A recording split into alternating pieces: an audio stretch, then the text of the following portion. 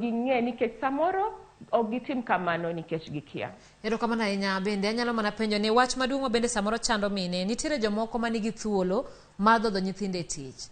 Achiedh nade bedo chiemo makare monego gicham. Ng'ama dhodho en ng'ama onego bed ni ochiemo sate, nitiere gik monego cham, nitiere gik ma ok onego cham. Inyalo mana paro ne joma mine ni to sama sedok e tich mondo kik aketh chak manyalo romo nyathi. Gin ang'o giri monego atim gi ang'o ma ok onego atim mondo ane ni chak ok oduono. Erokamano ahinya. Gimokuongo monego tim nikech wacho ni dhodho nyathi en a continuous process, yani en process maendelea. Manyiso ni dhodho nyathi en hormonal, mantiere gik mabedo triggered e obwongo.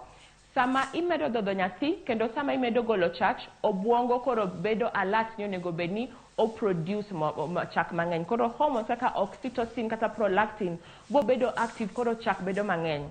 Koro gima employee madok e tich onego tim mokuongo, ok onego we dhodho nyathi kendo ok onego we express chak, nikech ka oweyo to kiwango mar chak ta dhi dok piny, to sama kiwango mar chak odok piny to nyathi samoro ok bi yudo nutrition moromo kendo kilo ne bende ok bi bedo mang'eny.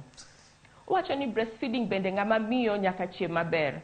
Kawaida wachamo 3 main meals, kaso maybe snack moro saa 4 kata saa 5, to wacho kata saa 10, to ng'ama dhodho nyathi nikech en process makao energy kendo en process ma burn calories.